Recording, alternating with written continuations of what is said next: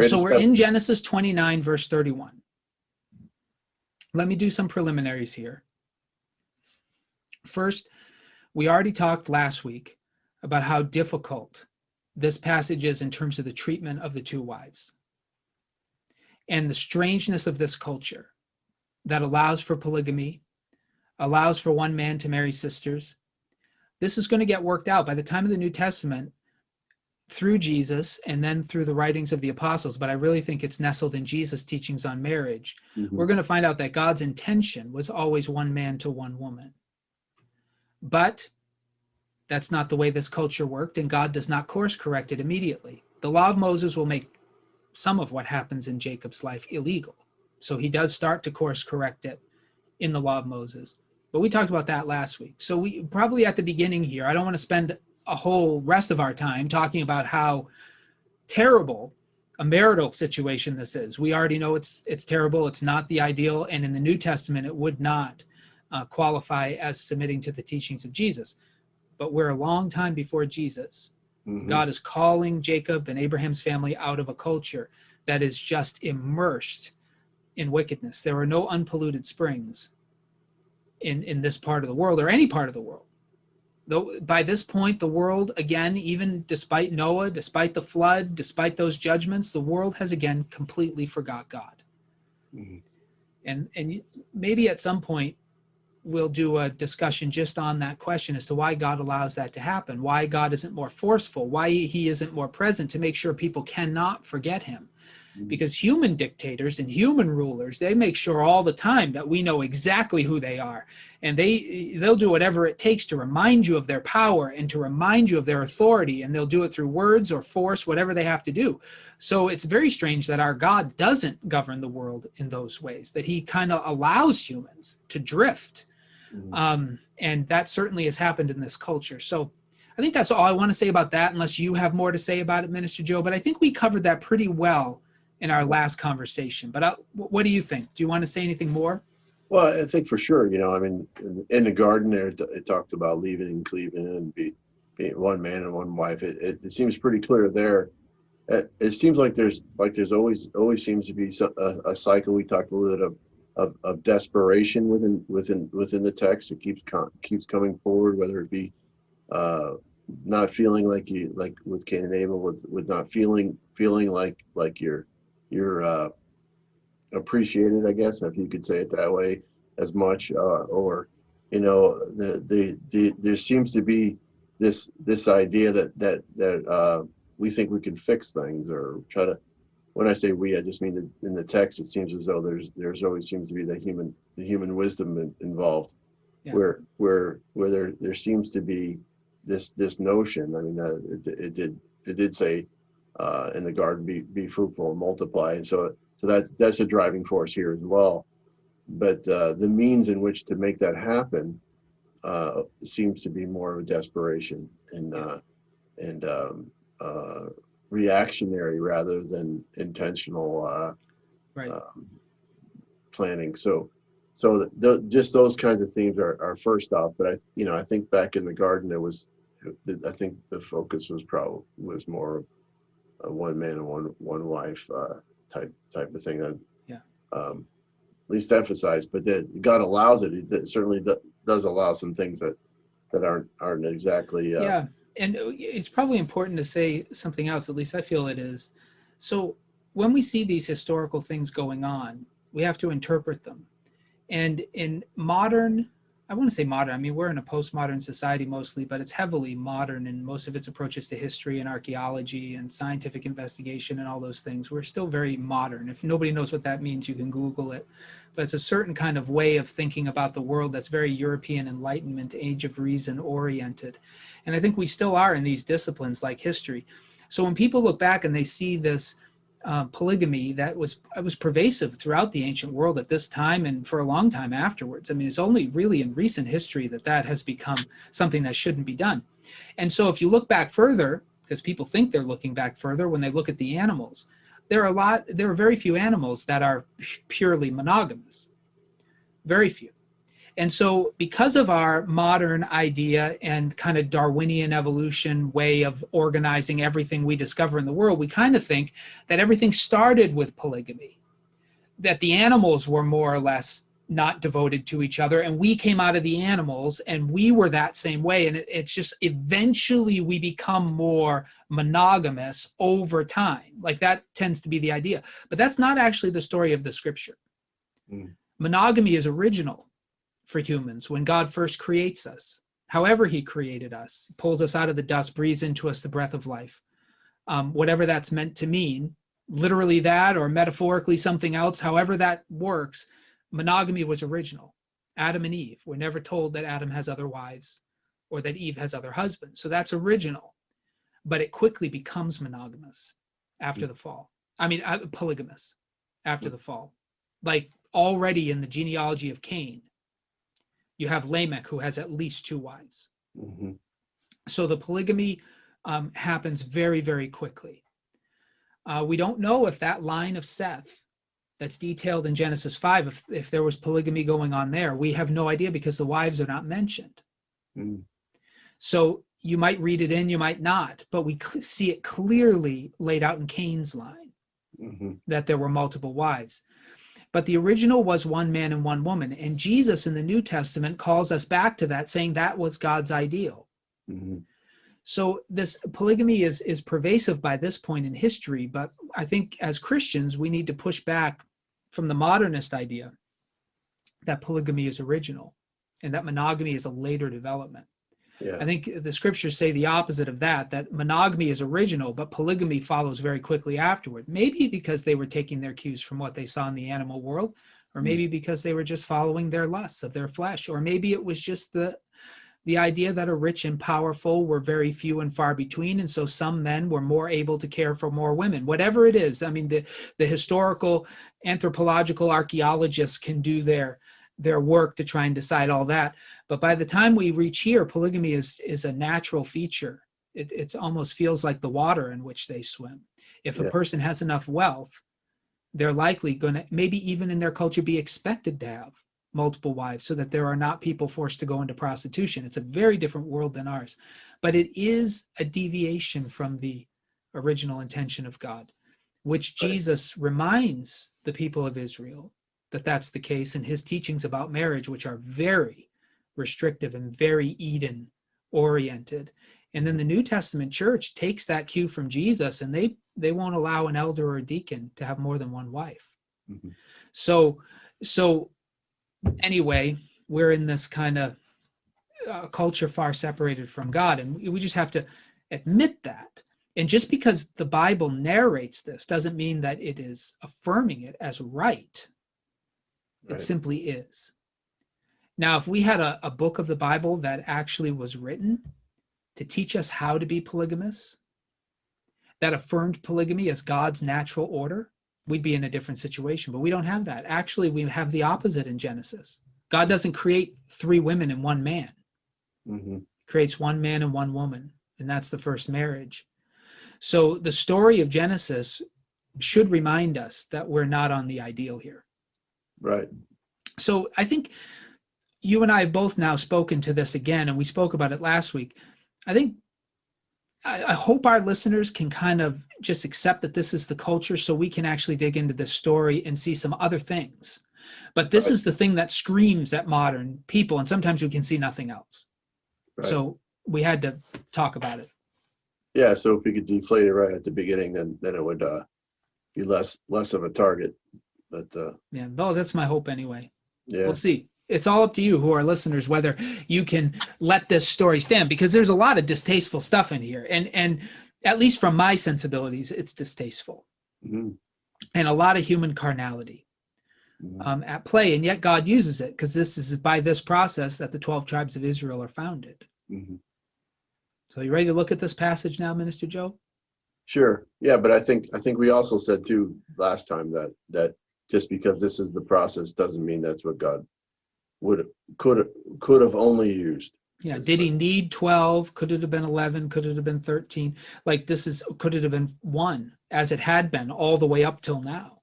Mm-hmm. So we only have like we said last time, we only have access to history as it was. Mhm. That's not to say that it's the only way it could have been. Right. I mean, I think that's a simplistic way of thinking and unnecessary. Now, of course, that's not to say, and I think we said this last week, but it's good to remind ourselves, if God has said that he has determined something to happen, nothing's going to change that. Mhm. And if he had said, Jacob's going to have 12 sons, and this is the means by which he's going to have them, then of course it would have happened that way. What Mhm. we're saying is in the narrative, we never get that comment from God. God never tells Jacob he's going to have 12 heirs. He never tells him he's going to have 4 wives, well, 2 wives and 2 concubines. He never says any of that. He Right. just says he's going to bless him. So we're trying to just let the text only say what it says. Right. Yeah, Right. not try to read too much into it, though it's hard not to. I'm sure we're reading in at times. But. Yeah, right.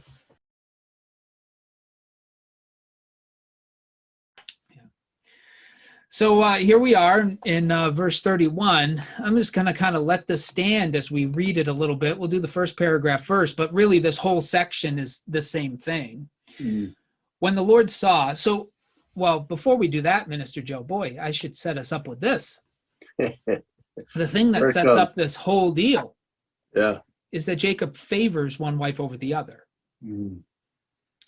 So the way the text puts it is that Leah is unloved Mhm.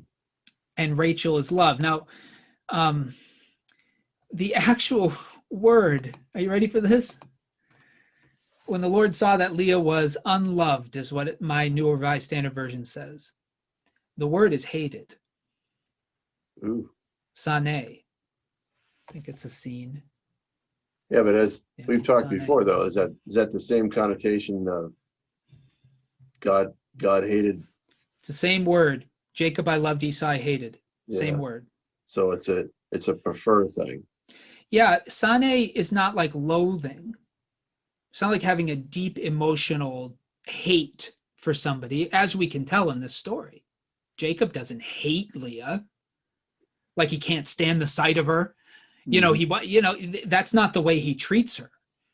The sense in the story is that Sane and Ahav is the word for love, Mhm. have to do with which one he prefers. Mhm. And he prefers Rachel.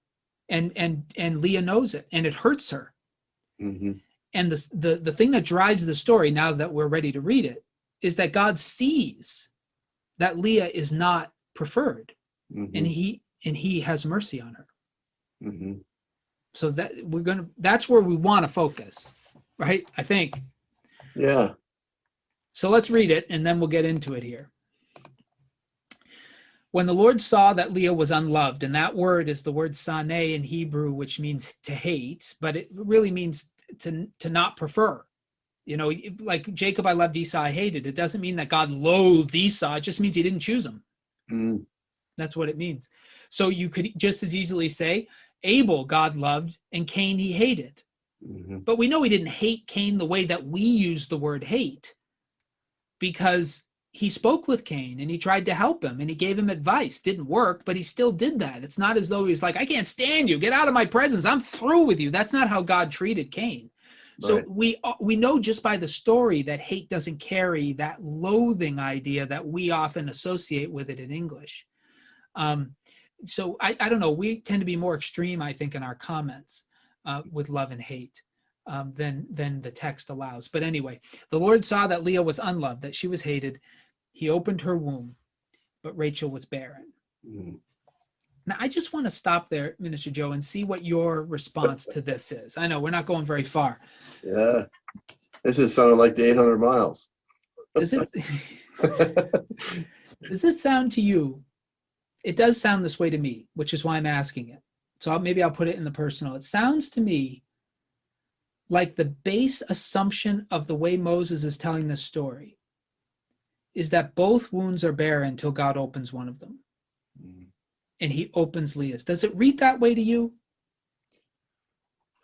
Yeah, it sure seems that way. That the way it's being interpreted, the situation is being interpreted to say that God is the one who's making those areas ready.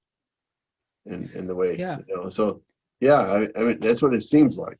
Because you would think the normal way we would think about people having children is that it's a very natural thing and people just have children. Hmm. Like this is what the body's built for, and provided there are no problems with your body, that everything's working as it should, and you followed the course of nature, you're going to have a child. Hmm. Like if you don't have one, something's wrong.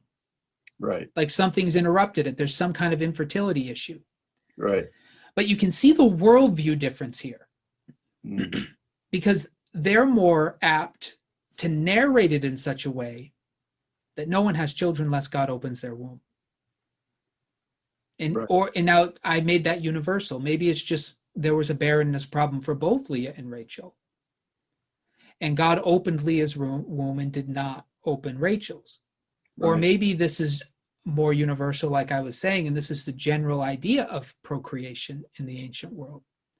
Now, ours is so different than this. What I just said probably sounds like foolishness, Hmm. but it's important to see the way the story's narrated. And how it sounds to me is that God sees Leah not preferred, treated as a second class wife to Jacob. So he graces her with children, but Rachel he leaves as she was. Yeah. Yeah. That's the way it appears. I I think we talked a little bit earlier before the recording is that I keep wanting to compare a little bit of Rachel to Sarah, but you said earlier about Hannah, but not to confuse everybody all at once, but to basically, it seems as though that anytime there's love, there's struggle. Yeah. And so maybe when maybe that's something that could be revealed kind of right here. But we always ask why. I mean, it's like everybody who wants to have children, especially in our culture with IVF, Yeah. and that whole process. We seem to think that we have a lot of control over child rearing and fertility Yeah. and those kinds of Conception things. and all that. Unless of course you've had a lot of problems with it. I have a cousin who has never had children, and it's difficult, even with help, kind of thing, if you were to probably ask that cousin of mine, she would probably tell you that it is God who opens and closes the womb. Yeah. Because there's such that powerlessness about it. But on the same token,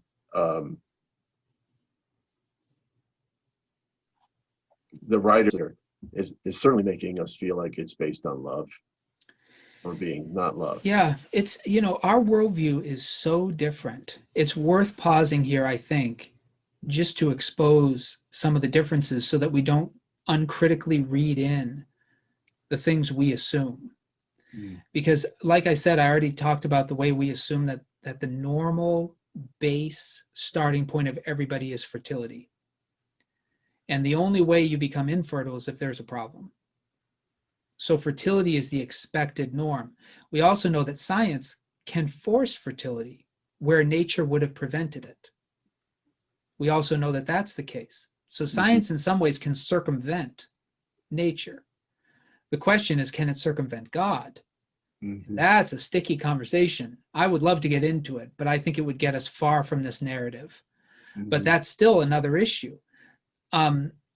Our basic idea, and you said it, is that we're in control of these things, Mm-hmm. that we should be able to have children. It's very interesting in the biblical narrative, how much in control of this God is placed. Now, a great many people today with modern sensibilities would say that's because this is a pre-critical culture. They had no idea how anything worked, which is true. I mean, they knew generally how it worked. Yeah. They certainly knew the birds and the bees, but they didn't know at a microscopic level how everything worked. They didn't realize, for instance, as far as we can tell, that it was the man who determined the gender of the child, and not the woman, though that's still complicated too, because who knows why one particular cell succeeds and another does not. Mhm. But in any case, they didn't know all of that. So giving birth was a very mysterious thing. You see a lot of bizarre beliefs throughout cultures of the ancient world. So it's certainly true to say that we have a better scientific understanding of what is going on. But to say that we understand how it works and why sometimes it doesn't work, we don't understand those things even to this day. Like my wife and I, well, I had cancer treatments, which made me infertile. At least that's what they told us. And so we took some measures to make sure we had a chance to conceive, but there were certain things I was morally opposed to doing, and Jen was too. So we didn't do some of the things they recommended, but we did the things we felt morally comfortable with doing. But even then, things didn't work Mhm. as they were supposed to. And the fertility doctors would say, well, we still don't really know why it sometimes works and doesn't. And that was in 2009 and 10, wasn't that long ago. Right. So there's still a mystery to this, even among modern, scientific, highly rational, highly educated people, as we consider ourselves to be. Yeah. I mean, the whole concept that to be able to make an embryo, and then to be able to actually have it actually grow within a uterine wall is a whole nother thing. Yeah. Just as well as trying, I don't want to reduce human life to hydroponics, but growing growing vegetables and without soil is such a foreign idea to us. Yeah. It's almost like this idea of thinking that we can make things happen anywhere we want. Yeah, and we are desperately Complicated. trying, it seems to me, to take procreation out of the context of marriage, out of the context of a covenantal relationship, and to really make it just a matter of science. And so we are working to do that, and sadly, it's been successful in many situations. I shouldn't say sadly. I mean, for some people, infertility treatments, like with my wife and I, we would have said, a godsend. Mhm. But there is a worldview difference, and you said it. We think we're in control of this. Yeah. We think that this is just a biological function. Mhm. And I still wonder, can a child be conceived in any way, whether we're in a test tube or by taking fertility drugs or by the natural way that humanity has always procreated? Can a child enter this world without God breathing into them? And that is a huge dispute among theologians. I would say, in my own education, the majority believe that God only breathed into Adam and everything else has been shared. Mhm. So that seems to be a very dominant belief in the academic literature. Yet you do have a few places in the Bible, like with David, when he says, "You knit me together in my mother's womb. I'm fearfully and wonderfully made." The Psalm. That sounds like God is actively creating children in the womb. But it's interesting to me that most of the scholars I read today, who are Christians, Mhm. would say that the breathing was just on Adam, and after that, it's almost like nature just takes its course, and God is no longer actively involved in the breathing in of a fetus. Yeah. But I think the average Christian would believe that God is actively involved in the conception and development of every fetus, Yeah. of every child. There's a few snags there, but There are, because then you run into the issues of when there are birth defects, when there are miscarriages, when there are things go wrong. Is crime. that God too? This is a huge can of worms, and I think a great many people have just taken God out of it in the modern times and made it sort of a deistic God who set this whole thing up at the very beginning, and now he's kind of hands off and it just kind of runs its course, and he's not actively involved. What I am, and that's an easier position. Yeah. That's a much safer position to take, and I understand why people take it. Yeah. But what I do want to say is that is clearly not the perspective of the scriptures. Right. At least not the First Testament. I would say none of it. I think the worldview is what we're seeing here, that God is actively involved in conception.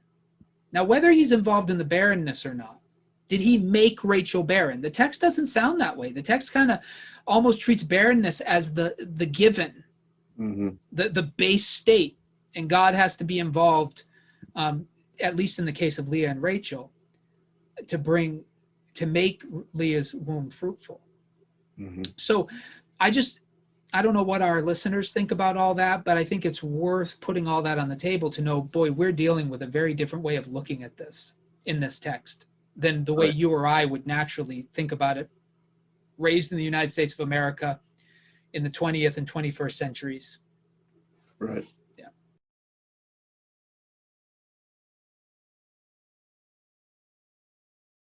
Yeah, it seems as though that, you know, that one of the real issues you pointed out earlier, but another issue would be that, you know, if Jacob does prefer Rachel, if you just use the word prefer, it's different than saying unloved, in the sense that a despising type of thing. I think that he still wanted to have children, and if this was the end result, or this was the means that would prove his the blessing of God, or the continuing of Abraham's call. All those kinds of things are evident. The preferred doesn't sound nearly as bad as not loved. Yeah, and you know, I struggle with the right translation, because what we mean by love and hate is clearly not. So I used to do drawings. I don't have anything up so I can show people, but you know, when you're translating a word into a language, it's like two big circles and they overlap at a point. And it's the point in which they overlap where the two languages mean the same thing that cause us to use them as a translation. But there's usually a much bigger part of that word that is not shared in the two cultures, and that's where distortions come in. Like the word love for us is an enormous term, only a sliver of which crosses with the biblical term ahav and the biblical terms chesed, which are the two terms translated love. But it only kind of barely matches with them, but we have no other word that even crosses with those words. So for that reason, we use it. But you always have to realize the worldview. So what we often mean by love and hate, these are highly emotionally charged words. I mean, I remember hate was something I wasn't allowed to say in my house. I couldn't say I hated my brother. Like my parents, you don't hate anybody. We only love people. You might not like him, but you can't hate him. Like that's not what Christians do. I remember that being an outlawed term in my childhood. So because of that, hate carries this really heavy connotation. In Hebrew, it doesn't carry a connotation so strong that you would never say it about anybody. God says it about people, and people say it about people, and it's not considered morally bad to do so. But it's not exactly prefer either. It's not, that's a very innocuous thing, right? You might say, well, I prefer vanilla over chocolate, but I don't have a problem with either of them. It's not that either. It's somewhere between those two. Yeah. You know, it's stronger than preference, but it's way less than loathing. So he can be faithful to Leah. He's obviously still being intimate with her. He's raising her children and caring for them. He's caring for her. He's not divorcing her. He's not trying to get rid of her. We don't see any fights between him and Leah. We don't see Jacob abusing her. So he still has chesed for her. There's a type of love where he's faithful to her, but he does not like her. He likes Rachel. And Rachel's the one he wanted to marry. Leah isn't. So it's very hard to translate that. How would you translate it? Unloved is probably not bad. That kind of gets you between preference and hate. Right? In English. The idea of love in our culture is especially in American culture, because that's the basis for marriage. I mean, so many people, oh, if you love her, then follow your heart type of thing, or everyone has the right to love. That's the basis for every relationship now. Yeah, isn't that funny? So here's a weird story, Minister Joe.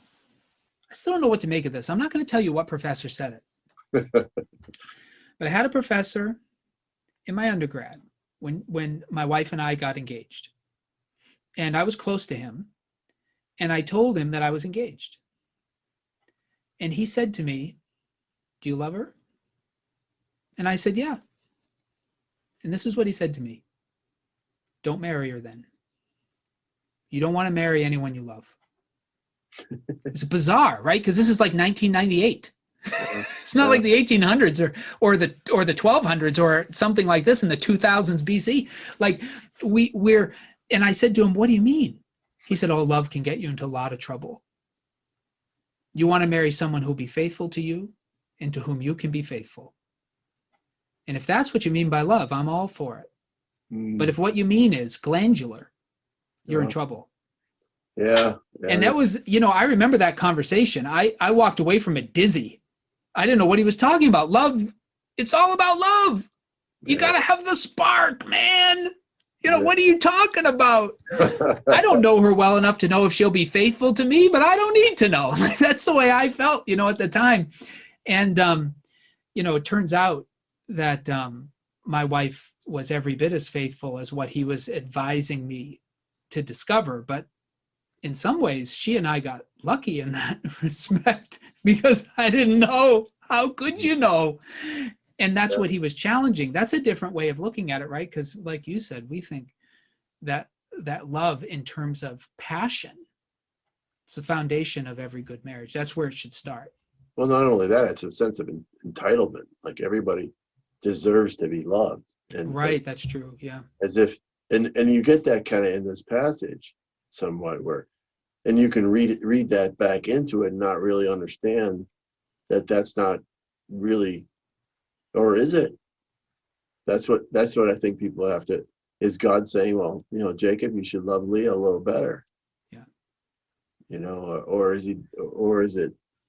That's the thing. I don't know what obviously God is favoring Leah because Jacob is not favoring her. And that's an interesting dynamic. It's almost as though God is balancing the scale. And that's interesting. And God very consistently does that through the scriptures. He likes to choose lesser children. He likes to choose unloved wives. He likes to choose orphans, widows. These are the people God tends to show favor to, the people that the world is not showing favor to. And we see that as a consistent pattern. You could almost come to the conclusion that just to be unloved, it will put you in a better position to be favored by God. But of course, that's not exactly reading it right. Mm-hmm. But he does take the side of those who are underprivileged. You can push that too far, as liberation theology, I think, has pushed it a little too far. And some of the social justice theology has pushed it a little too far. But they are seeing something that's a recurrent theme, and we see it right here. Right. God takes the side and blesses one who is in a very unenviable position. Right. Yeah. And I would often comment to that, and maybe it's just a knee-jerk reaction. It often appears to me that is more along the lines of God saying, you need me, more a dependence on him. And that, at least that's my first reaction, because often people, when they victimize them, make themselves the victim, oftentimes it's more narcissistic than it is to right. Kind of dependence on God. But I think, and that's why I think that, well, maybe we should have talked about this before, but Sarah's barrenness, I think, should have drove her to God, but it drove her away. And I think in some ways, that's why I keep going back to Sarah. I think Rachel kind of does the same thing. Yeah. Yeah. Well, as we get there, I think you're right. I think there is a sense in which God becomes more important to Rachel. And the same thing is true with Hannah, where the husband's love is not enough for them. They want to feel loved by God. And in this culture, the only way to know that was by giving birth. I know that's very different than us. We have different ways of determining whether God cares for us. Mm-hmm. But for women in this culture, childbirth had a lot to do with whether God's favor was upon you. And so barrenness was seen as a type of curse. And so I guess we just have to observe that. Yeah. But you So ready to get past the first verse? maybe The rest of this will go quicker, though. The well, rest of this will go quicker. certainly more. One more statement, just to say it real quick. Yeah. Certainly more risky to be pregnant than not. I mean, Oh, sure. Yeah. In terms of mortality pure rate, physical risk. everything. I mean, they didn't have sterile things like we have today, and C-section surgeries. If they did, it was probably pretty crude. Yeah. But some Yeah. stuff that Especially these early births. But yeah, the most dangerous thing a woman in the ancient world could do was to have a child. Yeah. Yeah.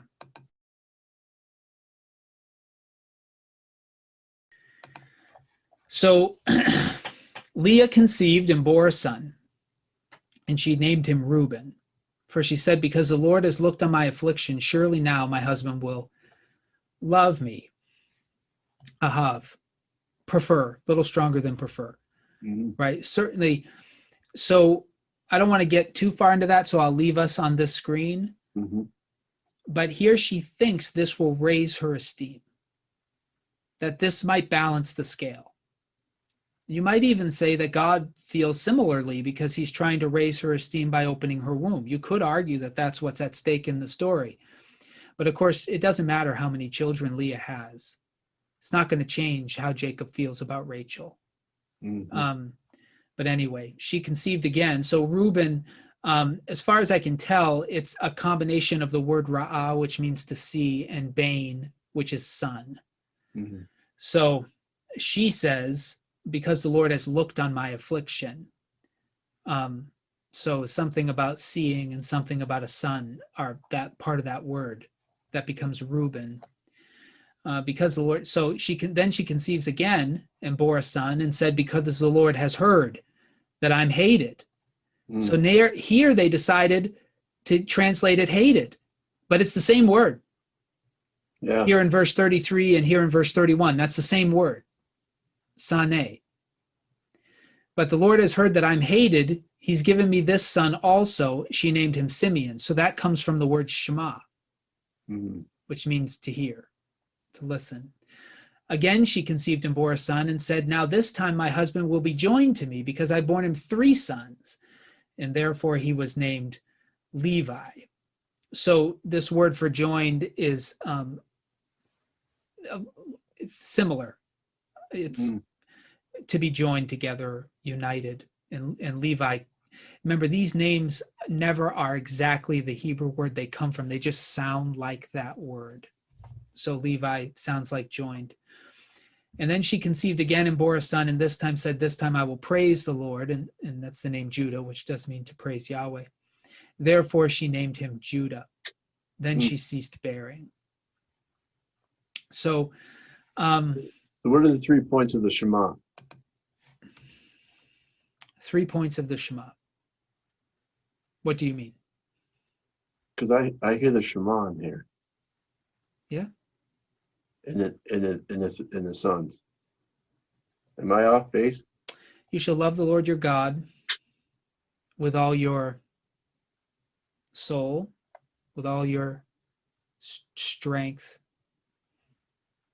and with all your, do you remember? Mind, yeah, mind. Yeah. Now, mind is the New Testament term, but yeah, your heart is the third one. So your heart, your soul, and your strength. I'm thinking Moses is saying that the 3 sons of Leah here, because she cries out that she's unloved. And so if the Lord is one, our aspirations will be to love. Yeah, there's definitely a callback to the Shema with Simeon's name, that the Lord is hearing her, but it's a self-centered Shema. It's not that she's hearing God, it's that God is hearing her. So you might call this the humanist Shema. Or the inversion right. Of it. Yeah. So the idea of, I don't know, could there be a writing into this saying that the ambitions of having your will or your ambitions over what God might maybe the reverse of it. I don't know.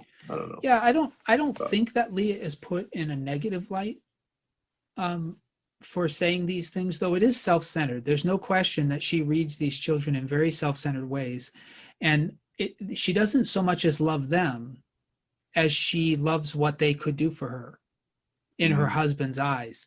So each one of the children is an attempt, though she doesn't attempt it, right? She's not in control of whether she has these children. But mhm, she sees each one of these children as increasing the likelihood that her husband will prefer her over mhm, her sister because of her fertility and the sons that she's bearing him. So she's still trying to figure out by what estimation Jacob is deciding who he favors. And she's mhm, thinking, as a very much a person of her time, that he should favor the one who's most productive, the one mhm, who's giving him what he most wants. mhm, But apparently, that's not how Jacob is doing the math. But I don't think she's put negatively necessarily, but she definitely is painted as quite a desperate figure. mhm, And her children are means to an end. She's hoping that they will earn her husband's love. And I'm not sure that's the best way to get into a life, into the world. When I do marriage counseling and a family wants to have another child when they clearly have a lot of ruptures in their relationship that have to be dealt with, I usually advise them not to have another child till they've worked through their things, because a child is a temporary solution by taking the parents' eyes off of themselves and onto this child for a period of time. And it can almost feel like they get closer, but they never resolve anything and they don't typically get closer. But mhm, Leah's in a different kind of situation. She's trying to figure out how to increase her value. mhm, Like, she sees it apparently as a value issue, that somehow Jacob thought Rachel was more valuable. And she's hoping that she can prove that she is the more valuable sister and therefore get raised in his esteem. Well, she's mhm, definitely, the Lord is making her more valuable from a Middle mhm, Eastern perspective, but it's mhm. not changing how Jacob feels about her. Right. Yeah, Yeah. I don't know if you want to respond to that in any other way. It's a terrible situation, but I would say terrible situation for the children too, is what I'm Yeah. saying. This is not good, and it's no wonder that these first three children end up having a lot of problems. Right. And they create their own problems too, right? Oh yeah. Uh, but I think a thought came to my mind too, maybe stretching as well.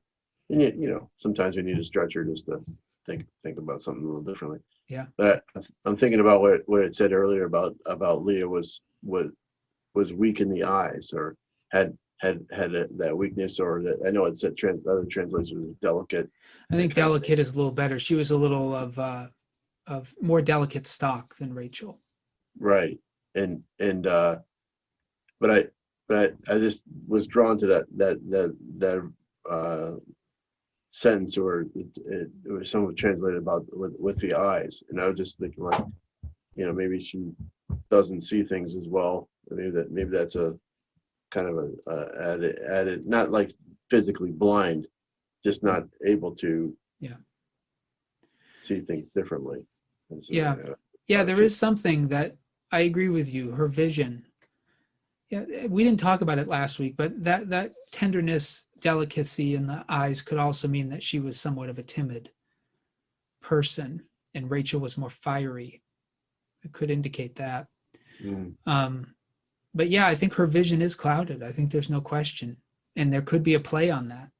mm, The other thing I want to mention with these names is that two of them have versions of the name Yahweh in them, which is such an interesting thing, since that name is not revealed to the people of Israel till Exodus, mm, which makes you think these names have been updated. In Abraham's day, God was known as Elohim, or El. So the mm, name should have an L at the end, not an Ah, which is Yahweh. That hasn't been revealed. That gets revealed to Moses. So it is interesting. It's probably worth just noting that here Moses has updated their names with the divine name. mm. Has to have been, because this name's not revealed yet. Yeah. Yeah, which would implant the idea that God was making the children come. Yeah, well, that's definitely the case here. Would And Reuben all of be these children become significant. I mean, Reuben loses his significance pretty quickly. But right now, Reuben is the heir. Mhm. That's what this story is about. And you and I talked before we started. Now we've been focusing on Leah's attempts to raise her value in Jacob's eyes, and hoping that having children will do that. And that's her selfishness. And not, I'm not saying that negatively. I mean, anybody wants to be cared for. It's not nice to live with someone that you know prefers somebody else. Like that none of us would wish that. Mhm. Anybody who has lived with a spouse who still has pictures of somebody they dated and think of them as this lost love, and sometimes wonders what their life would have been like, that's not a nice situation to live Yeah, right. in. Yeah. So none of us, I'm not criticizing Leah for wanting her esteem to rise. I think that's a very natural thing. But there's also the sense here that whoever gives birth to the heir also receives the blessing and the birthright of Jacob. Mhm. And she wants to see that happen as well. Mhm. So does Rachel. That Rachel is struggling because right now she might be loved by Jacob, but she's not gonna have a child who inherits, and that's a big problem for her. So it's very interesting, this dynamic.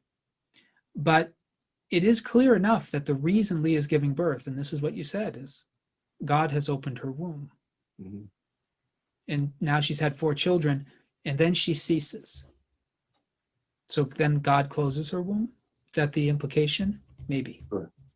What it seems like, or Jacob doesn't prefer. So what's going to happen now? That is the big question. I don't think, well, if you're implying that maybe Jacob stopped sleeping with her, I think it would have said that. Yeah, yeah. But maybe that's implied. Mm. Or maybe Jacob, because of Rachel's jealousy, which we find out later, maybe he pulls away from Leah. It's possible. Yeah, it could be, but I mean, that is some rapid fire children. So, But now the question is, what are they going to do? You have 2 wives.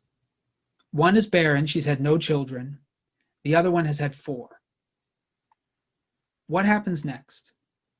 Well, if we know the story of Abraham, we know what might happen next, mm, right?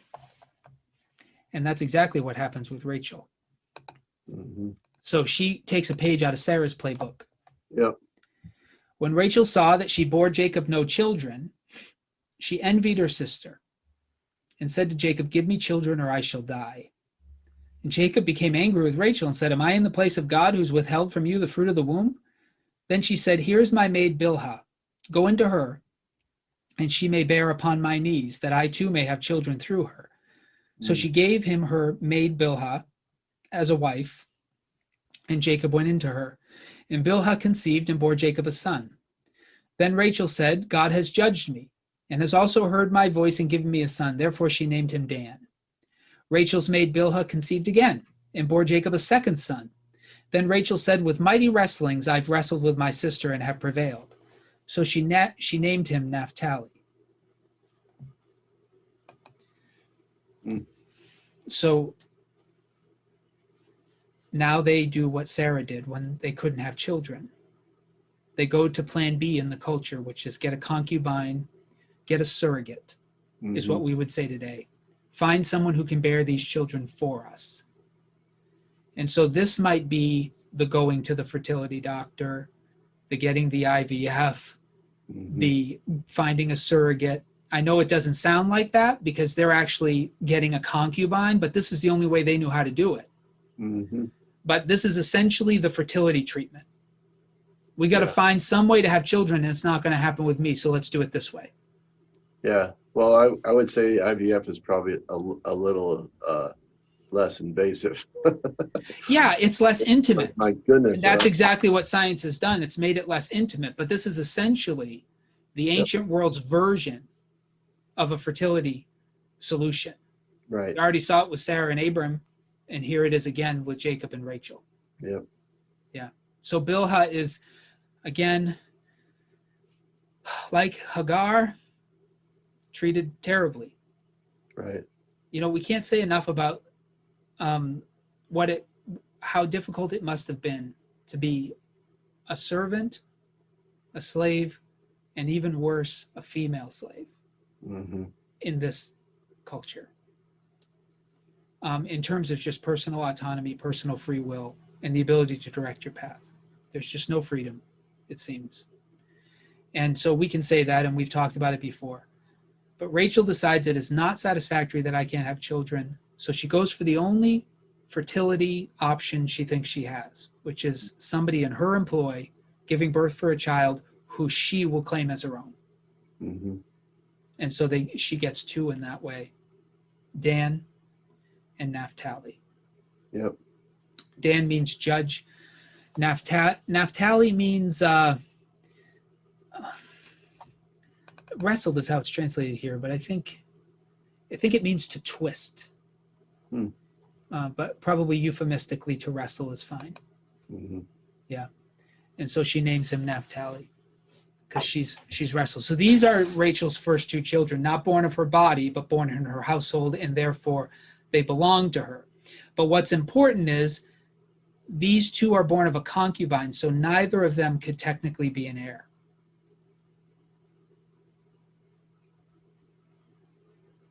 But she still claims them as her own. She's still, yeah, it's obviously just about being productive and having children.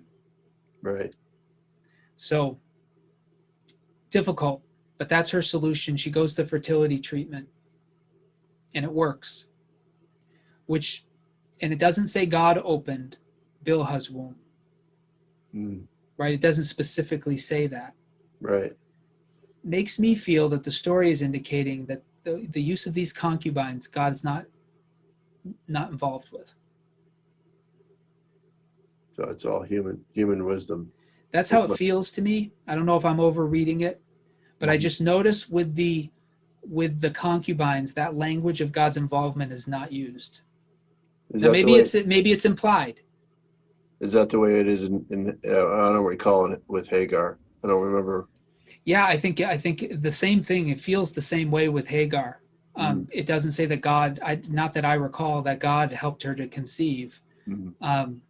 These fertility treatments seem God's not involved. Mm-hmm. You know, so you might have an argument for a bit of deism there.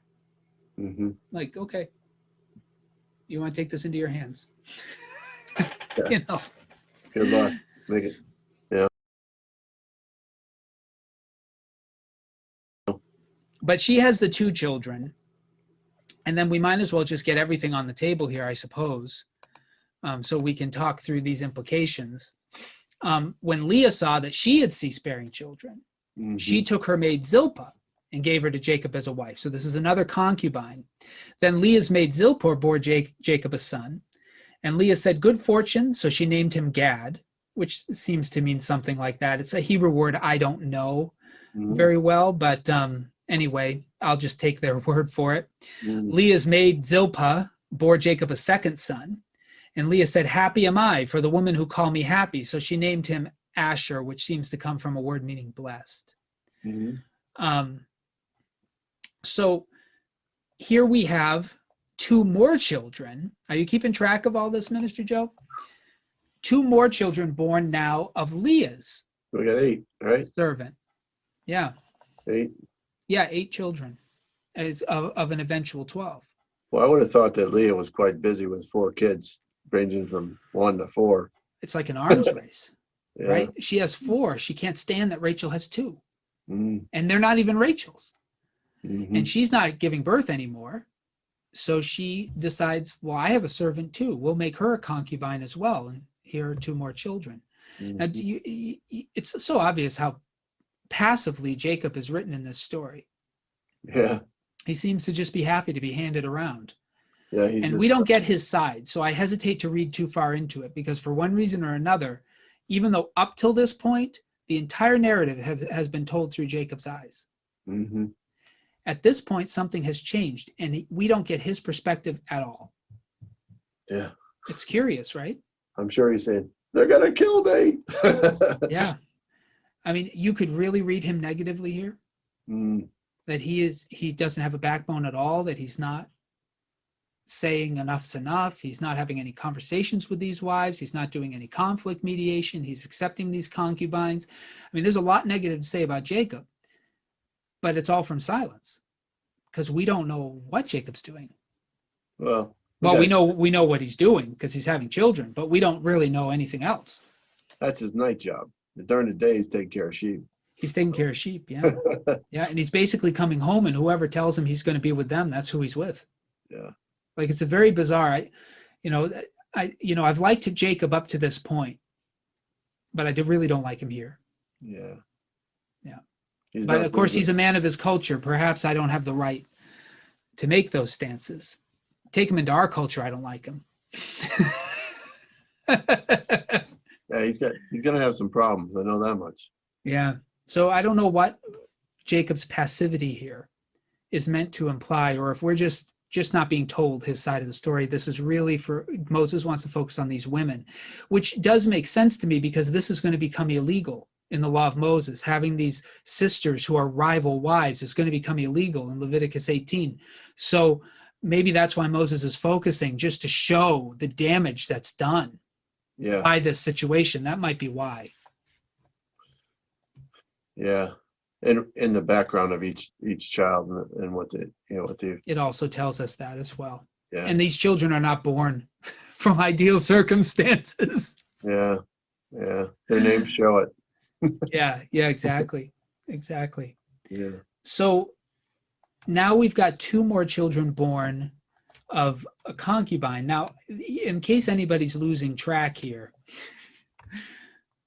so I did find, I feel pretty good about showing this because it's on Wikipedia and it seems accurate anyway. But here's where we are so far, okay? Leah has had Reuben, Simeon, Levi, and Judah. And then Rachel has, through Bilhah, Dan and Naphtali. And then Leah has, through Zilpah, Gad and Asher. So we've got 2 more children of Leah to come and 2 of Rachel. 2 more, all boys. All boys. We're going to have 1 daughter mentioned because she figures into the story, but there's likely daughters being born at the same time. Right. Who are not mentioned. And I had said this to you, Minister Joe, my grandmother's family, my grandmother was one of 19 children, all with the same set of parents, same father, same mother. And so these are 4 women giving birth. So this is not an unrealistic amount of children given the dynamic, but it's still a lot. Yeah. So anyway, that's where we are in case anybody was losing track. So now we're in verse 14, and then we'll get back to, I almost wanted to skip this. Minister Joe and I had this conversation. It's a very hard passage, but there is something else worth talking about. In the days of the wheat harvest, Reuben went and found mandrakes in the field and brought them to his mother Leah. Then Rachel said to Leah, "Please give me some of your son's mandrakes." But she said to her, "It's a small matter that you've taken away my husband. Would you take away my son's mandrakes also?" Rachel said, "Then he may lie with you tonight for your son's mandrakes." When Jacob came from the field in the evening, Leah went out to meet him and said, "You must come in to me, for I've hired you with my son's mandrakes." So he lay with her that night, and God heeded Leah. And she conceived and bore Jacob a 5th son. Leah said, "God has given me hire, because I gave my maid to my husband." So she named him Issachar. And Issachar is from the word for wages, as far as we can tell. And then Leah conceived again, and she bore Jacob a 6th son. Then Leah said, "God has endowed me with a good dowry. Now my husband will honor me, because I've borne him 6 sons. So she named him Zebulun, which seems to come from Zaval, which means honor, something like that. It's not glory, it's not kaved, but it's honor, yeah. Afterwards, she bore a daughter, named her Dinah. Dinah has to be mentioned because she comes into the story later, but there are probably other daughters. I would not read that as though Dinah was the only daughter. So this mandrake issue is worth talking about, right? Sure. So mandrakes are another fertility treatment. They're seen. Raisin cakes is another thing you'll see in the Bible, like in the Song of Songs, he gives me raisin cakes. Mandrakes also, these are seen as fertility inducing things. So what Rachel is actually doing is saying, I wanted to have those mandrakes so that I have a greater likelihood of conceiving. Right. And Leah doesn't want to give it to her because Leah's not having children either. So Leah says, well, let him come sleep with me and you can have the mandrakes, which is kind of like defeating the whole thing. Like, well, Yeah, well, right. if I can't sleep with them, what's the point of the mandrakes? Yeah. You know, maybe she'll save them. I don't know. But that's Leah's little scheme. And she actually does have 2 more children before Rachel has one of her own. But that's the whole mandrake thing. Right. Yeah. And that's, so there's bargaining here, but it sounds pretty cold when Leah speaks to Jacob, what Yeah. she says to him. And then, I mean, and then we read this passage pretty quickly, well, she had this son and then this son and then, and then a daughter. Yeah. It's amazing to me because, you can talk that fast, but babies don't happen that fast. So, No. Yeah. So This is going to be at least a 2-year process or longer, right? Just for these additional 2 children. right. So there's that question of, almost like they were living in separate camps, almost, you go over there because I've got you for hire. And some of the words that Jacob does not have a harem. He has 2 wives, and they are living in separate tents. Yeah. As part of his greater place. But there's a lot of morality involved in this, like concubines and wives. This is not some sort of sheik's harem or some sort of some of the illicit, terrible things that go on with multiple partners in our culture. This is a very regimented, actually, social structure of multiple wives, and there's certain decorum meant to be followed. And Jacob is very faithful within the moral constraints of his culture. They're not living together, they're living separately. He's with one or the other. So we see that coming out in the story too. I don't approve of the culture, but I can certainly say that Jacob is falling well within the moral limits of that culture. Yeah. I think I was mainly referring to the coldness of the wording that Leah uses. It's almost like, I've hired you. Yeah, it feels very controlling. Yeah, manipulative. Yeah. Sure.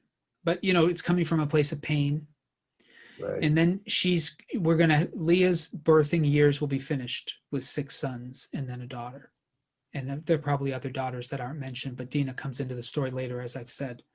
So 6 sons. And she thinks, if you wondered what all this birthing was about, all the jockeying, all the leveraging, she says it again right here at the end, right? God has endowed me with a good dowry. Now my husband will honor me because I've borne him 6 sons. She still is hoping that her value to Jacob will rise above her sister. Mm-hmm. It doesn't.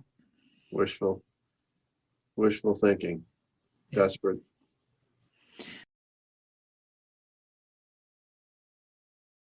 Mm-hmm. And then the Lord comes back into this story, Minister Joe.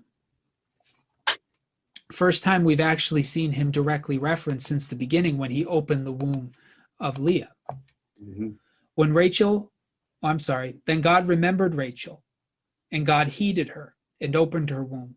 She conceived and bore a son, and said, God has taken away my reproach. Mm-hmm. So she named him Joseph, saying, may the Lord add to me another son. Mm-hmm. So this is an interesting name. Joseph is from, I think, Yasaf, which is the Hebrew word to add. Mm-hmm. So she names him that she wants more. Right. Isn't that interesting that Joseph's name is anticipation of another child? Interesting, yeah. It's such an interesting dynamic in this story. But one is not enough for her. But this sets us up for what will come later when Joseph is the favorite. Mm-hmm. We know why he's the favorite, right? Mm-hmm. He is the firstborn son of Jacob's preferred wife. And because she's the preferred wife, he is the most likely heir. Now, he's not the firstborn of Leah, but he's the firstborn of Rachel. Yeah. And Leah, up until Joseph is born, has every right to believe that one of her sons will be the heir. Mhm. Because the two that Rachel had through the concubine, they're not going to be Right. heirs. Okay. But when Joseph is born, this sets up a tension. And initially, it's really a tension between Reuben and Joseph. But that'll change, and it will become between Levi or Simeon and Joseph. But Simeon and Levi will remove themselves from contention almost immediately together. And then it'll be Judah and Joseph who are vying. Mhm. So this is inheritance now becomes a big issue. Now Rachel has this one child. Everything's changed. Mhm. So, and we'll get into the rest of it later. So, what happens after Joseph is born. Mhm. And she will have another son, but it's a while before she does. Yeah. So what do you want to say about this? So God remembered Rachel. After all of this, God has mercy on her too. And he opens her womb. What do you think? Sounds like the shoe's on the other foot. Yeah. That she's no longer Rachel becomes the underdog, whereas Leah was her before, and I think there's that small little phrase in there. I think it really makes the difference. And maybe I could be reading too far into it, but it says God heard Rachel, or heard her cry. In other words, there was a mention or an allusion to that she cried out to God. Yeah. So where do you see that? My translation might be a little different. Let me see if I pull it up. I had that from memory. So what I see here is that God remembered her. Remembered her. Okay. Now, it doesn't sound to me like that is a response to anything Rachel said, but simply the mercy of God. So the word in Hebrew is zakar, which means to remember, to recall, to call to mind.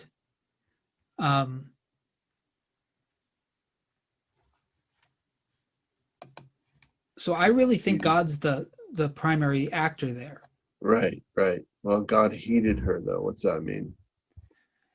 God heeded her. Oh, that's the one you were thinking of. I should have looked that up. Yeah, you're right. That is the word Shema. He heard her. So the question is, did he hear an overt request from her or just hear her mourning, her sadness? Well, there's no quotation, so I mean, there's not like. But you're right. Yeah, heeded her is the word Shema. So he listened. I mean, that kind of goes back to the Seth, to the Noah, those who called on the name of the Lord, kind of mentality. But yeah, it may imply that Rachel's been crying out to him. It could. You may be right. I mean, it's a little from silence. We don't know, but Shema, he listened. We don't know if those were prayers directed directly to him or if it was just her grief that he heard. But yeah, it could be that she prayed. I mean, most often those who call on God answers, or God. I mean, I think that's she is definitely the underdog now, whereas not necessarily because they've made that competition. More is the real thing. It's not as much of the. I doubt that she feels not loved by Jacob still, or preferred. Yeah. It's just that she's not able to produce. Yeah, everybody has their thing that they feel makes them a good spouse. Whatever that is, all of us have that thing that we think, if I do this well, then I'm doing what I'm supposed to do to be a good spouse. And if I have trouble doing it well, then I judge myself. Whether my spouse is judging me or not, I judge myself, because this is what a good spouse is supposed to do. We all have those things. We pick them up from our parents, from our culture, sometimes through our education.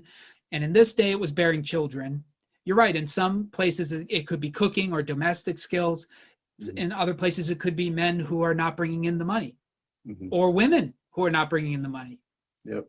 But whatever we think makes us a good, valuable spouse, we're going to judge ourselves if we have trouble meeting those expectations. Right. Causes a lot of problems in families if a person feels in their own selves that they're a miserable partner. Mhm. And in some ways, that causes more problems than thinking that your spouse is miserable. Mhm. Is that internal judgment, because it bleeds out in all kinds of ways. Yeah, In these women. yeah, a lot of people in our culture, they call it angst, or that German word, or the you know, you never feel like you're going to measure up. That comes up in a lot of that, whether it be emotionally, physically, or financially. All those things are things that people deal with and make them uh, less self-assured. Yeah. You know. Yeah, absolutely. And you see that with these women. Mhm. And I wonder, the thing that bothers me is that you think Rachel finally had her child. She finally has an heir. The Lord has finally shown mercy. You'd think she would name him something celebratory, but she almost names him, he's not enough. Right. I need more. It's very, very interesting. Rachel, early on, I could see why Jacob preferred her. Just because she was more similar maybe to his mother, and she was working out in the fields, and there was a strength to her that he seems to have valued. I certainly could see all of that, but Rachel doesn't come out to be a great character. I mean, Jacob probably made some poor assumptions there. I don't like what she names Joseph, and I don't like the attitude about it. And she's also going to be the daughter that hides the family idols and tries to take them with her. And there's a lot of, iffiness with Rachel, but Yeah, I'll try not to take that personally. why? You have idols? No, my name's Joseph. Oh, well, I didn't name you. No, I know. And I No, can but add. for those of us, not that I mind what we just said. I could leave it awkward like that. But the truth is, right now we're being named after namesakes, and there are some Right. good Josephs in the scriptures. Yeah, right. Yeah. Yeah, I mean, now I'm named after my grandfather anyway, so. Oh, okay. Well, Jesus had someone close to him named Joseph that I think was a stand-up guy too. Yeah, a couple of them, right? Yeah, Yeah. yeah, we definitely see that she's not satisfied, and I think that reflects a little bit of the culture, or more along the lines of what happened in the garden as well. Yeah. It's what we think we always want more. There's not, shouldn't quote the Rolling Stones, but you just can't get satisfaction, Yeah, it's never quite enough, right? And whatever it is that we value, whatever it is, and it's children for them, Mm-hmm. you can never have too many. It's like a insurance policy. Leah keeps thinking, one more child and I'm more likely to be loved by my husband. More insurance, more insulation. And Rachel, one is not enough. That's not enough protection. What if something happens to him? Which is funny because something will. She got to have some insurance here. Mm-hmm. And so they're very much treating these children as commodities, which is how they're being treated by Laban. So Laban treats his daughters like commodities, and then the daughters treat their own children like commodities. It's funny how it's getting passed down. Yeah. And Jacob is so absent in the story, it's hard for me not to be really hard on him. Yeah, I keep telling myself the story's not told from his perspective, so I can't judge him from silence. But boy, it doesn't look good. I think he's got a modern problem. It's called workaholicism. Yeah. I think he's a workaholic, and he said, "I'll let these women sort it out for themselves." Yeah. I mean, he's only coming home to sleep as far as the story's concerned. And they're just directing him which tent to go to. Yeah, that's what it sounds like. I mean, and he might be just coming home on the weekends. Yeah, you're right, because I don't know how far he has to graze these sheep. He might be like a truck driver that goes out on the out for, Yeah. I don't mean it that way. I just mean like they come home. Some of them come home on the weekends. Yeah, he's definitely a very weak character in this scene. where he's been a pretty strong one in the past, this is a pretty weak character. Yeah. So that's the end of what we want to talk about. So I think the big thing is, what are the larger themes? And I think we've talked through a lot of them, but there's one we haven't that I'd like to see us discuss. And that's this recurrent theme of envy and the way in which it drives unhealthy behavior. Starts with Cain and Abel, right? Abel is favored. God likes Abel's sacrifice. Cain is not. That results in the first murder. And we've watched that rivalry come between Cain's line and Seth's line, and then Abram's household between Isaac and Ishmael, and then in Isaac's household between Jacob and Esau, and now we're seeing it in Jacob's household between his wives. And eventually it'll pour out into his children as well. Yeah. This idea of envy and rivalry driving motivation. I don't know what I'm going to pull up a passage from the New Testament that specifically targets that, but I'll let you begin if you're comfortable with addressing that issue. Yeah. Well, I think it goes right back to the garden. And if you're going to look at the First John, what you allured to before, the lust of the eyes, the lust of the flesh, and the pride of life. Yeah. I think the third one is probably the one that is accentuated here in the issue of envy. For the fact to be on the control, for the fact to be able to be the one who is the best, the one that's loved, the one that's focused on. There is a sense of manipulation that comes along with it, the ability to have the power over other people. And I think that a lot of that comes from pride, but it's driven by envy. Yeah.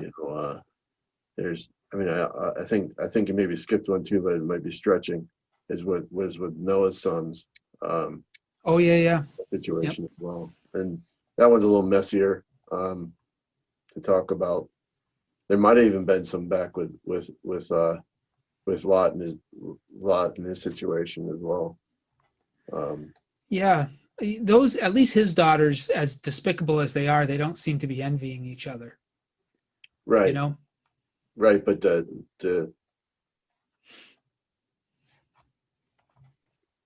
try to control, make things go the way they would like wanted it to go. That's all I'm trying to say. Yeah. So here's a passage that might help us. Tell me that this doesn't sound like it was taken right out of the story that we just read. This is James chapter 4. Those conflicts and disputes among you, where do they come from? Do they not come from your cravings that are at war within you? You want something and do not have it, so you commit murder. And you covet something and cannot obtain it, so you engage in disputes and conflicts. You do not have because you do not ask. You ask and do not receive because you ask wrongly in order to spend what you get on your pleasures. Adulterers, do you not know that friendship with the world is enmity with God? Therefore, whoever wishes to be a friend of the world becomes an enemy of God. Or do you suppose that it's for nothing that the scripture says, God yearns jealously for the spirit that he has made to dwell in us, but he gives all the more grace. Therefore, it says, God opposes the proud, but gives grace to the humble. Submit yourselves, therefore, to God. Resist the devil, and he will flee from you. Draw near to God, and he will draw near to you. Cleanse your hands, you sinners, and purify your hearts, you double-minded. Lament and mourn and weep. Let your laughter be turned into mourning and your joy into dejection.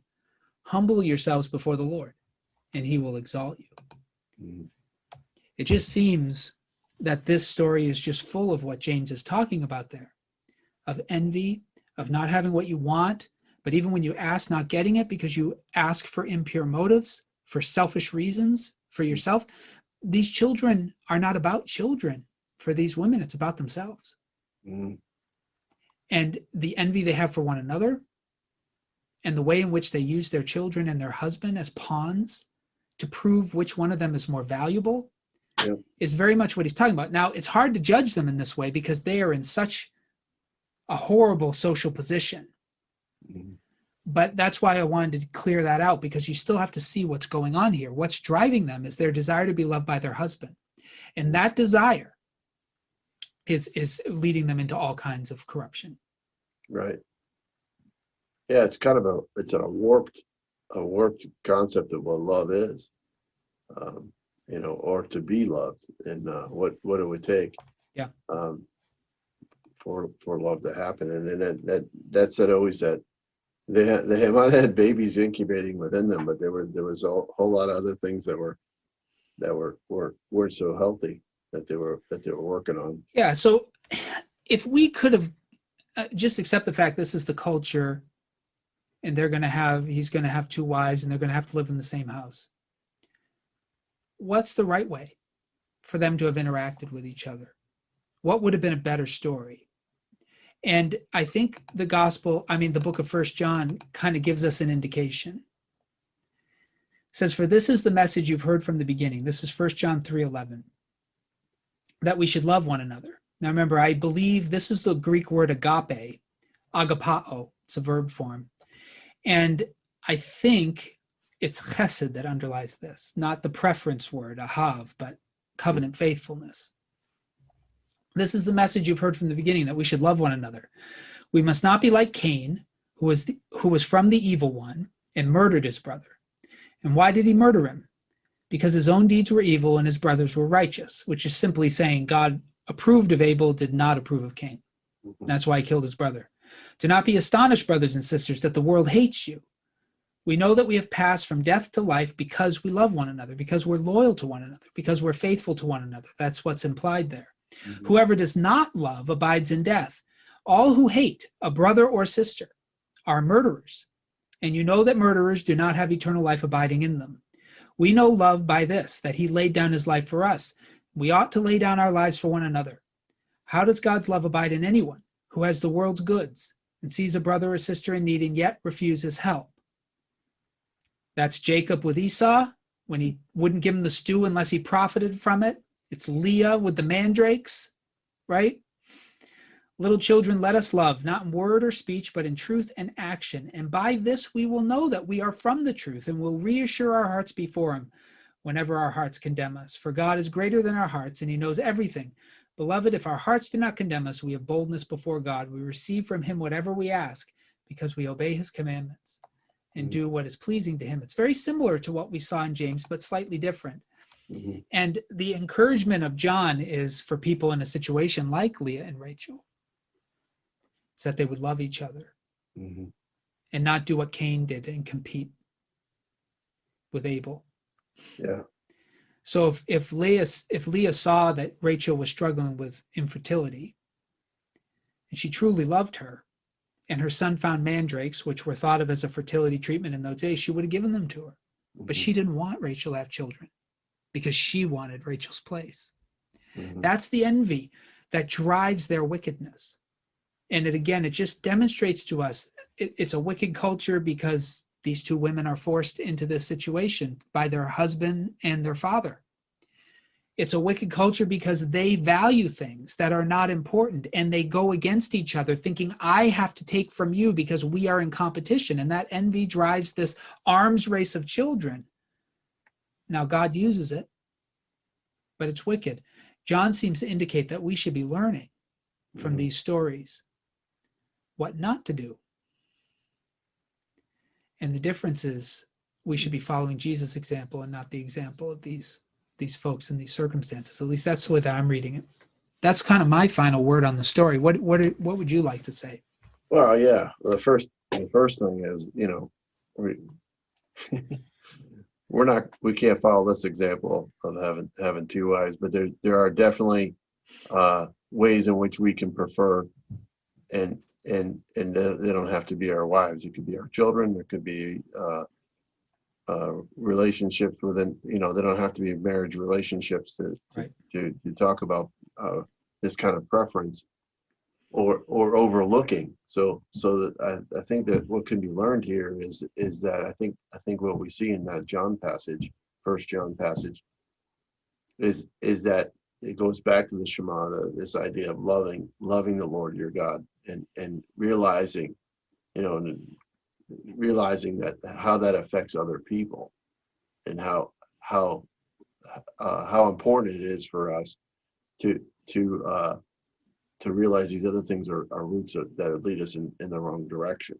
Right. When we feel envy for it, we should ask why, or try to interpret that to say, okay, well, what about me? What's germinating inside me that makes me feel this way?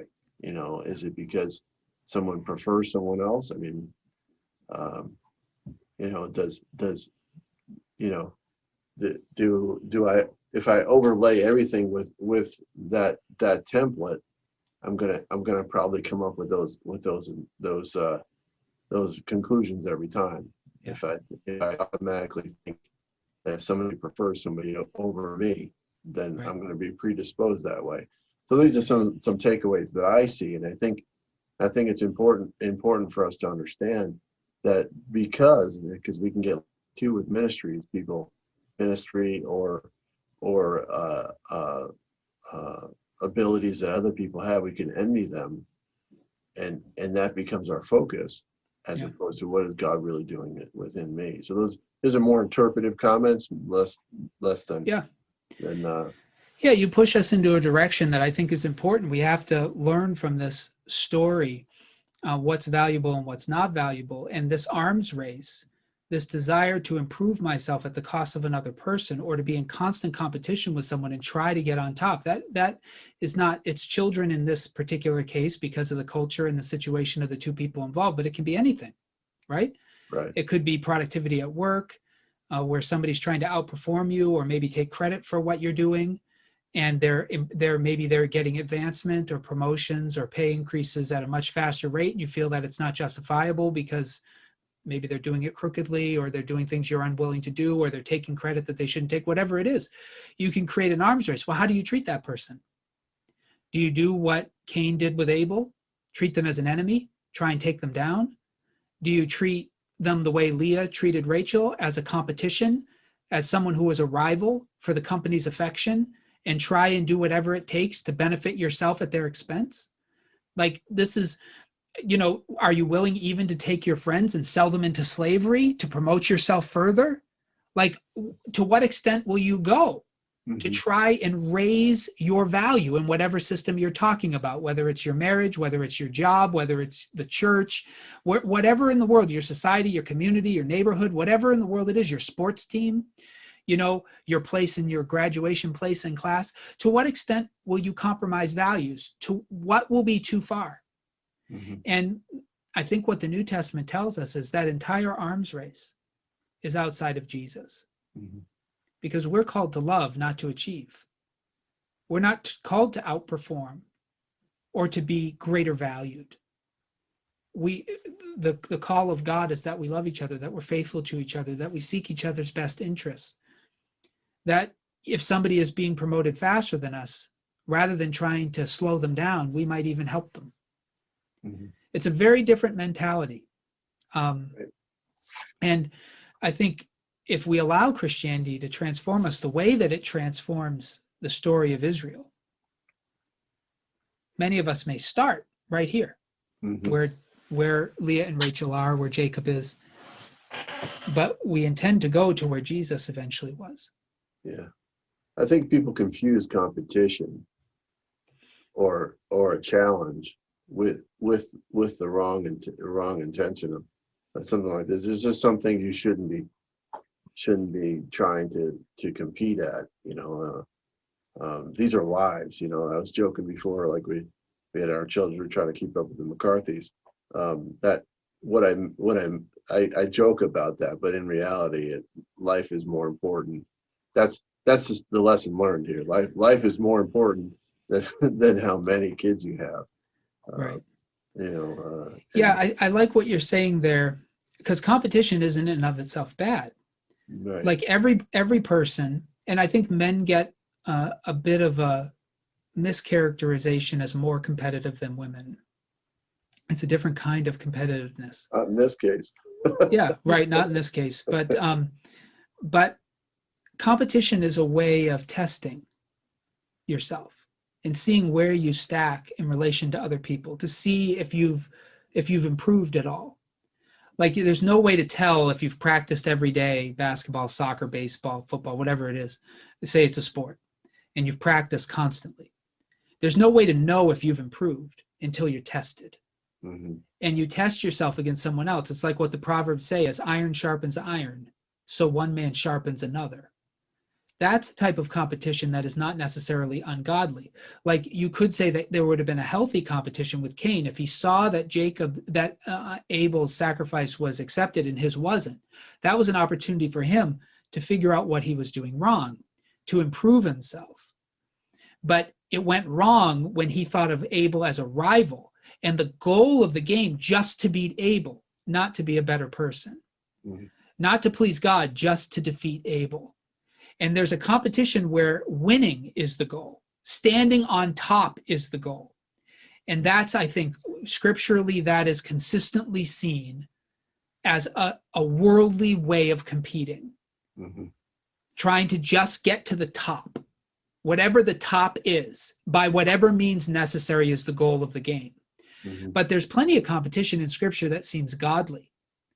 And that is the testing of ourselves. Allowing a confrontation to expose weaknesses, to expose who we really are. That's what suffering is. And Jesus sees suffering as a positive thing in the sense that it tests us. And we can be tested against other people. We can be tested against the environment and the stresses of life. We can be tested by physical suffering. These are all ways to show us whether we've improved. That's what a test is at school, right? Your teachers, if they do it well, are supposed to be allowing you to gauge your own learning by taking a test and then comparing you to the other students in the class to see where you fall in terms of your work. But that can quickly become competition because people find out that it really doesn't matter your grade as long as nobody scores higher than you. This is bell curves and stuff like that, right? So people realize sometimes they don't actually have to be good students or be good people or be good players. All they have to be is better than the last guy. It's like that old joke. If you're running from a grizzly bear, you only have to be faster than the guy next to you. You don't have to be fast. You just have to be faster. You don't want to be hiking with Usain Bolt. Because that's not a good situation. And once people figure that out, they want to play the game that they're not trying to improve themselves through it or become more godly or holy or have better character, but instead they just want to win. And that's when competition becomes evil, and it can happen very, very quickly. But all competition is not bad. As iron sharpens iron, so one man sharpens the other. Rachel and Leah could have been good for each other, but we don't have that story.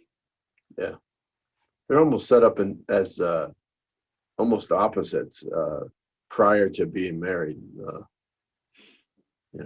So yeah.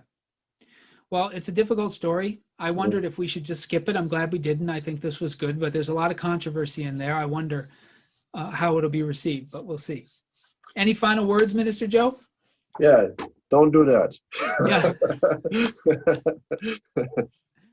Yeah. Just realize that I think it's that last line we were talking about with Rachel. And although she got a lot of things bad and Leah got a lot of things bad, I appreciate that line, and we talked about a little bit. Maybe it's a little stretching about calling on the Lord. I think that's a positive thing, and we don't understand everything about childbearing and even child rearing. It's something that a lot of us are learning. My children are no longer children; we call them adult children now. Youngest is 16, so we're still learning lots of things about how to raise young adults now. So don't feel like you have to have all the answers before you work these things out. But also know that I think the strong point I'm trying to get to is that I think following in the line of Seth there, we're calling on the name of the Lord, we're seeking His word, we're spending the time intentionally as husband and wife and as parents, if you're a parent, realizing the impact we have on those around us is more dynamic and found when we're seeking to love others and to love God rather than to try to pull attention to ourselves. Right. And I think that's what's probably the main points that I've grabbed today from this passage, is that we can desperately try to control everything, manipulate everything, and think that we have all the answers when in reality, we may be missing the total point. Yeah. Yeah. And I think my final word would be test yourself against other people. That's okay. But in the end, what's more important than winning is who you are. Mm-hmm. And who we are as Christians is one who seeks the best for others, not only for ourselves.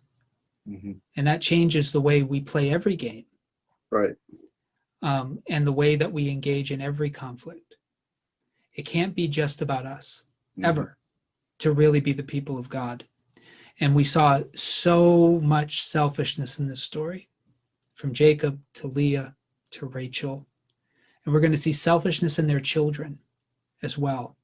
That leads to them conspiring to murder and then to sell their brother into slavery. And it's just this kind of dynamic. It crosses generational lines. It gets passed into the future. And Jesus came to free us from these sins, if we would just let him do it. Yeah, I think that's the good word. Well, thank you everybody for joining us. Next you. week, we will get into a more conventional story as we deal with the conflict between Jacob and Laban. So this is one that does make the Sunday school rounds most of the time. Maybe a little bit controversial as well. It is, but maybe familiar. Yeah. Well, thank you, everybody. And we'll see you next week. Yep. Lessons.